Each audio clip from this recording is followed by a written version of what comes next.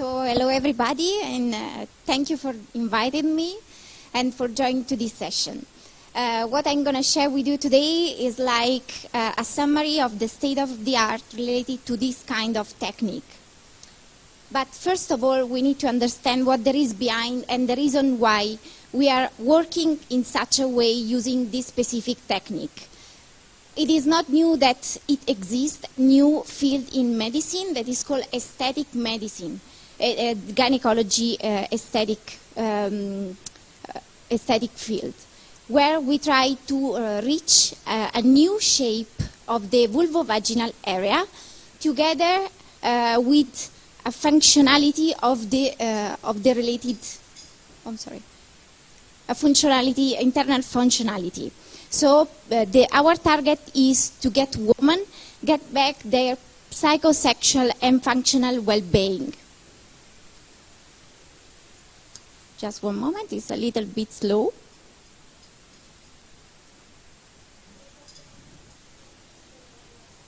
Okay.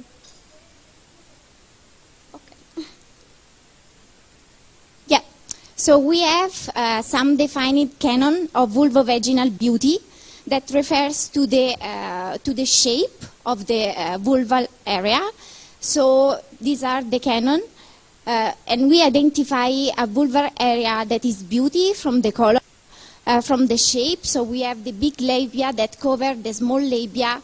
We have the clitoris that should be visible. The vulvar area should be epilated with a rosaceum color. But most important is the sensitivity of this area. And that's why it's so important the function of the clitoris and also the Gspot. But we need to go behind that and look at the literature, what says us. Is this Gspot existing or not? So this is the first question. I went back to the literature and I just make a research just to see what there is there. And it's really contradictory because if from one side we see that in some articles there is not a microscopic structure that could be identified as a Gspot with sponging and erectile function, there are some other studies that confirms that existing. And specifically, they studied through the MRI, trying to improve also the visibility of this spot with ultrasound gel that improve the visibility and the opacification. And this is another article that has evaluated the Gspot presence during an MRI effectuated during the sexual act between women and men in a missionary position. And here we can already see that in this spot they identify this structure that takes the name from the physician that first identified it. What is written in this article? Well, there is this spot, but it's not really a spot. It's a complex macrostructure that is a complex of vascular vessels and nerves that are all imbibed together in the fat. In this fat that is covered by a thin layer of muscles. Here we have also some histological study that show us the presence of the nerves and the bundle of nerves in the lamina propria of the muscles and also in the muscular layer. Here there is a picture that shows us the topography, so how to reach this point where we are working in our private practice.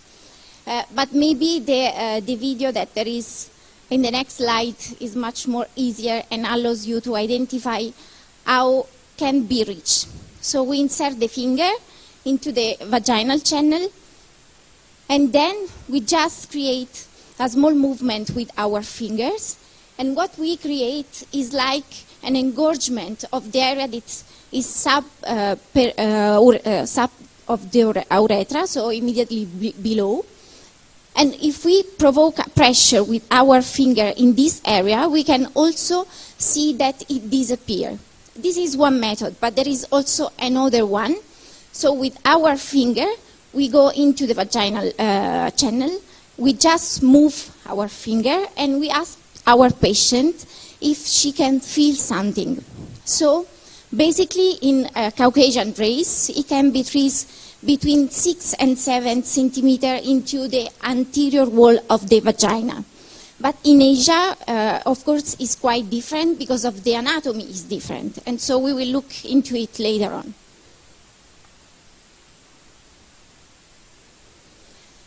Why is so important?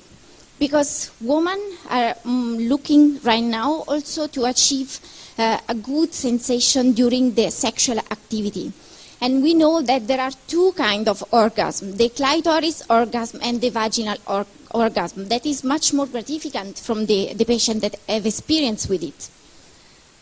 Why is so different? Because we have some glands, the skin glands, that can discern fluids. We are not sure if the fluids that come up with the vaginal orgasm comes directly from the gland skin or from the bladder, because it's still an issue that needs to be analyzed. But what we have seen is that once patient can achieve the vaginal orgasm, they are much more happier. If there is a role in the embryogenesis, it's still unknown, because the presence of this macrostructure, it is not uniform in the population, because there are some patients where you can find it, some where it's not existing. So some doctors believe that it's a malformation, so a congenital malformation of the glands.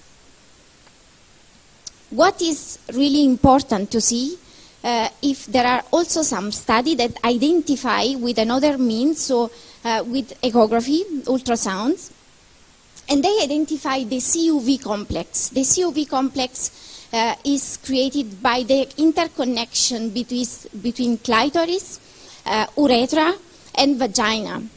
So they did this study, and they analyzed that during the sexual activity, if you stretch this complex, the CUV complex, you can feel this sensation, and there is an activation. So it means that somehow is much more sensitive, even if it's multi-phase and different from patient to patient. What are the Gspot features that we're able to find so far? So usually it has a cylindric shape that is thicker into the middle, so in the corpus, and is a little bit thinner all around. The size is very small, so the average is maximum 7 millimeter. It has been described in the Journal of Sexual Medicine, and of course all the articles we talked about have been conducted on cadaver dissection. Okay, just one moment, it's a little bit slow.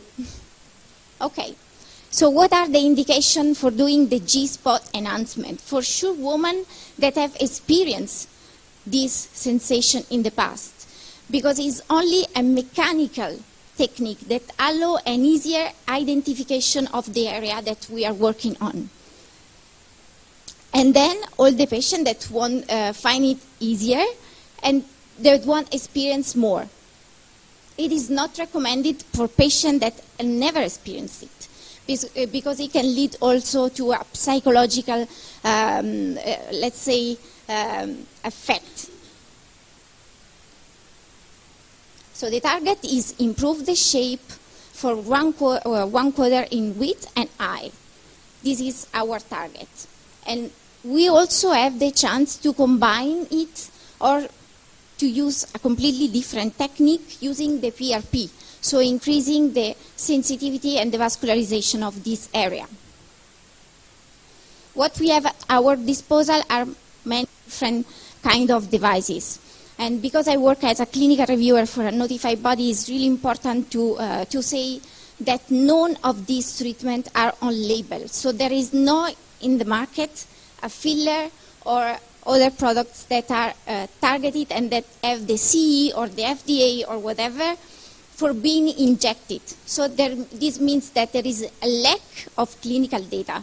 And it is important when we will come to the conclusion section. But by the way, we can use filler. I use, of course, resorbable fillers. You can use also fat for its regenerative properties and PRP for stimulating. The material that you need for doing this kind of procedure is a speculum that could be graduated or not, or valves. So if you don't have this specific speculum with the LED that allow you to see better the space where you are working on, you can also use simple valves. Then you need a ruler, a marker, tampon, lidocaine, and a needle, and of course your device. I just ask you do not take picture because I don't have the consent of the patient for this picture. But by the way, you need the speculum. Here there is the plastic one that has an opening where you can stackle the needle in the specific area that you are targeting for the injection. Then you take the measurement, you transfer from the ruler with the method that we described before. So we just enter with our finger, we touch it, and we take the measurement. We transfer to the speculum, then we disinfect with iodine solution inside of the vaginal channel anterior wall. Whoa. Okay. Then you insert again the speculum. You know exactly where you want to inject. You have the opening. You first inject lidocaine 2% just to create, to anesthetize this area that is really sensitive, so patient is painful for patient otherwise. And then you inject the product. The maximum quantity that has been used so far is 2.5, maximum 5 ml with a 30 degrees angle. And then you just disinfect with the tampon.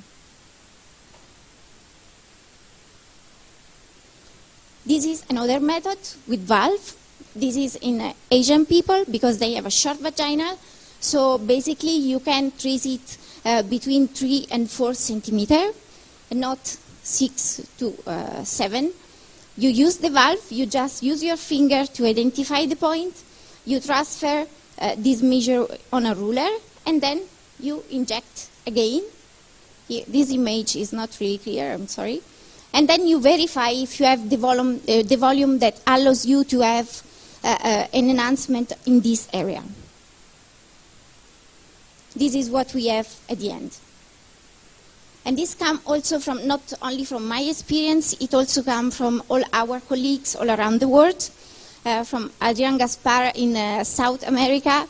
I know also that there is Evelyn Vera that is also from Central America that is working on a new technique. I don't know exactly if she's going to publish something on that, but I really hope.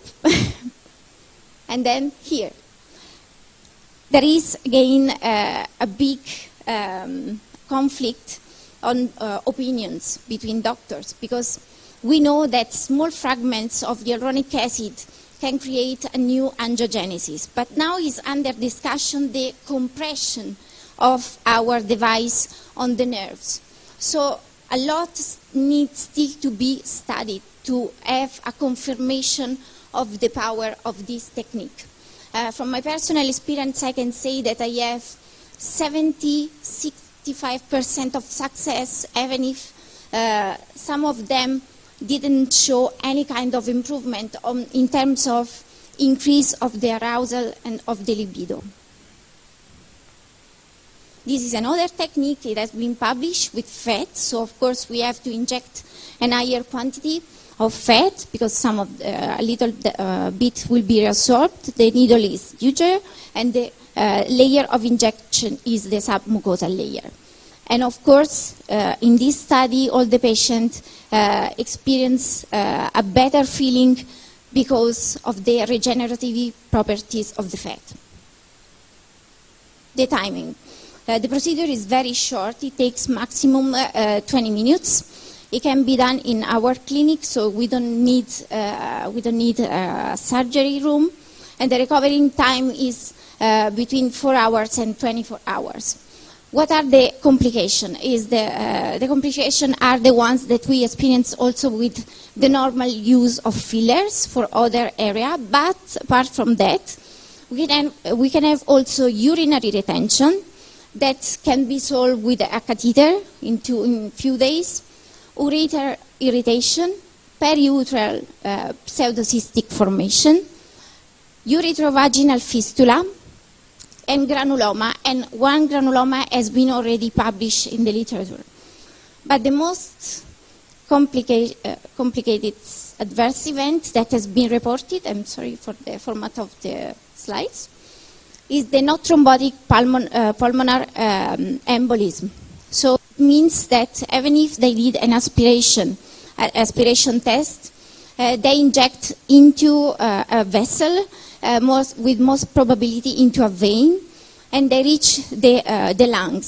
So the patient underwent in the mechanical ventilation, and it has been solved. The patient was injected with 5 ml of hyaluronic acid. It is described as an illegal procedure because, as I mentioned, it is not allowed by law, but by the way, everything ends well. Now we have an idea of the CUV complex, and we can also understand why there is also the possibility to do another technique using the PRP, the O shot, in another area, so to improve the sensitivity of the clitoris area. We know that the clitoris has a defined structure with a body. Then we have the bulb of vestibule, crus, and also the corpus cavernosus. So all these structures need to be injected when we want to improve the sensitivity of the clitoris and the CUV complex. So not only specifically into the clitoris. This is the technique. So we inject initially the body, that is the tip of the clitoris that we can find above the opening of the urethra at the conjunction of the two small labia. And then we inject all around with PRP the body and also the blood. So the quantity that we can inject is not predefined. What I usually inject is minimum 6 cc in this portion. Okay? Yeah. So our ideal candidate is the patient that wants to improve the sexual satisfaction, but also it is indicated for urinary distress incontinence. And our target, of course, is to inject the glands, the body, and the CUV complex. The adverse events that have been reported, not only by me, but this study that you see here mentioned comes from Brazil. So it includes 68 patients that had 2 sections, 1 month apart to each other, and all of them improved all the targets that were fixed. So all the endpoints were achieved. So once we have injected with PRP the body, so the tip of the clitoris and also the vestibules, we can proceed and inject with exactly the same technique that we have used for the Gspot, all the area subperiosteal. So we have a uniform distribution of the PRP in the CUV complex. And you can achieve at the maximum the sensitivity of our patient. We have, in this case, to pre-anesthetize with an injection of Lidocaine 2%, while in the body I just use numbing cream, applied for 5 minutes. And then you can decide, you have 2 possibilities, or doing a central bolus on the anterior wall, or to do 2 paramedian injection.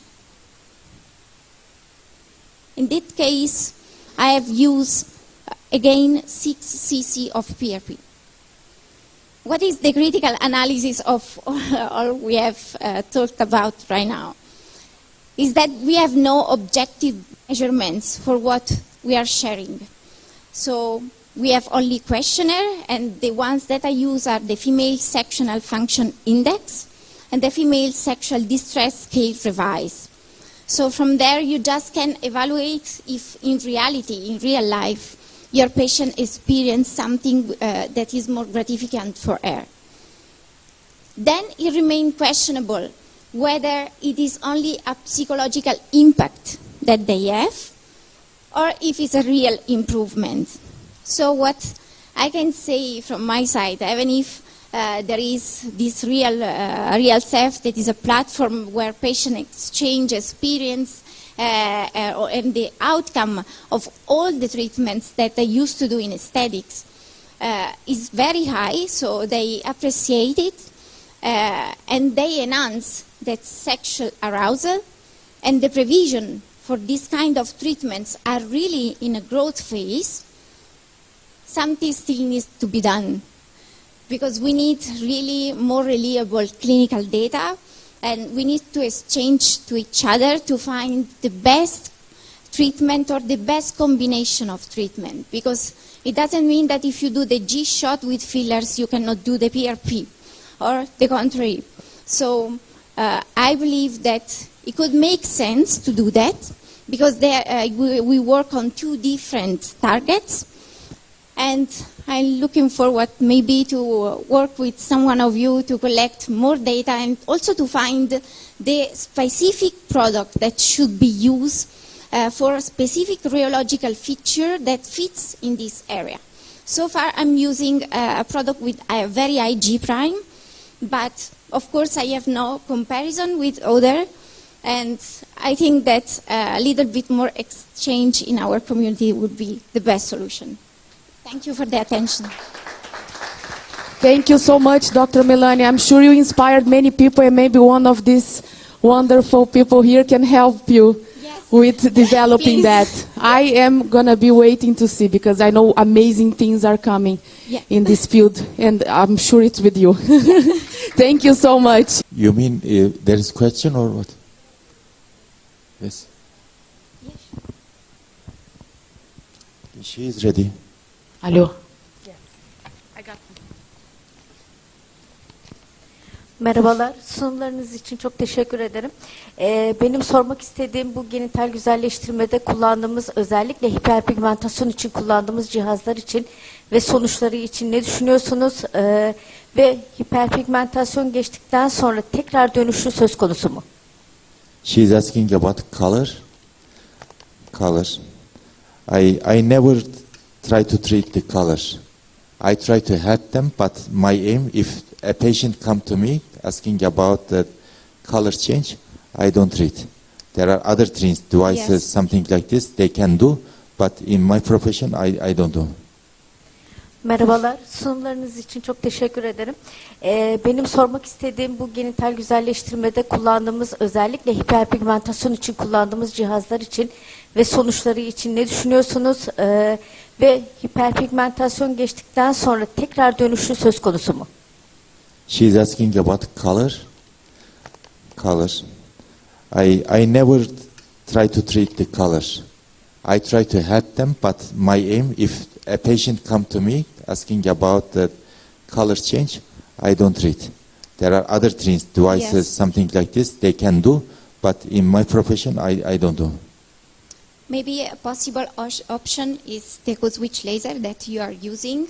I also noticed a little bit of improvement in terms of color when you use radio frequency in the outside labia, but just because you improve the vascularization. And then there are also some kind of peeling that you can use. So maybe a combination. We have one more question. Dr. Dizihan? Actually, it's not a question, it's a comment. First of all, to thank you both for this very nice presentation, and I'm very glad that this topic is now opened, because it's somehow, as you say, from the patient and from the doctor side, it's a topic which is, let's say, a little bit difficult to discuss. You spoke about functional harmonization. Since that I'm doing fats and fillers in this region, we are also doing functional recoveries of the urinary incontinency and of the some bad neural problems which can happen in the older people in pudendal area, and we are treating it this way. So I just want to stress out that, for instance, you say that they are very happy from functional and from aesthetic way. But I have a patients which have like very bad lateral sclerosis, especially after radiation therapy and things like that, which didn't have sexual activity for years. And when you are able to help this patient, you are really doing amazing job, and they are very, very, very grateful. And one more thing, we just start the project because we think that potential worst thing what can happen in vaginal muscles is delivery. So we start a project which we are asking before delivery women, do they want to get regenerative medicine therapy immediately after delivery, so where everything is fresh, and we will see how result of this will be. Please We keep us cannot wait informed to on see. that. Yes, keep us all informed. We have one more question. First of all, thank you so much for both of the presentations. I have a question about the G-shots. Have you ever, any of your patients faced hyperstimulation after this thing? What I mean is like, except during sexual intercourse or like in their daily life? Do you mean if they can experience the gratification during the sexual activity? Yeah, I mean like, yeah, so much, like hyperstimulation. Oh, not hyperstimulation. The only hyperstimulation that I had, it has been with radiofrequency. In a very old patient, let's say, she was 60, and she didn't have sex for many years. I had on her 3 treatments with radiofrequency, and she has squirting. Just because probably she called me, she was desperate because she told me, you have made a hole on my bladder. And I say, don't worry, it's not a hole. But yes, this is the only hyperstimulation I had. By the way, the G-shot is just for a mechanical reference. So it doesn't really help to hyper-gratificate yourself. If you want to stimulate, you have to use whether the FET or the PRP. Yeah. I have this problem always because we give like overdose, and after surgery when maybe they have problem for feelings or orgasm, but after surgery what I did, they say, doctor, what you did, it's over for me. They don't talk with me, they talk with nurse, but I say it's temporary. In 3-6 weeks later it will be normal. But it's very, very interesting feeling for how stem cell it works. They say for last 10 years in my life maybe I don't feel anything, but after this what you inject, I don't know, I feel like crazy. Very nice experience. Now for our last question. Yes, hi. I want to thank both of presenters. My question is, in some societies, unfortunately, they violate women's right by circumcised. So is this procedure, will it enhance their ability to sensation, and will they feel gratification afterwards? Yeah, we do. I have a lot of patients who has bad experience. As he told one lady, I have she did a vaginoplasty, but they closed the vagina all. Yes, and she afraid to say everybody for 20 years. She still get married, and she saw me in any news, and then she came to me, is it possible to fix it again? I fixed. And we have many bad result after labioplasty also.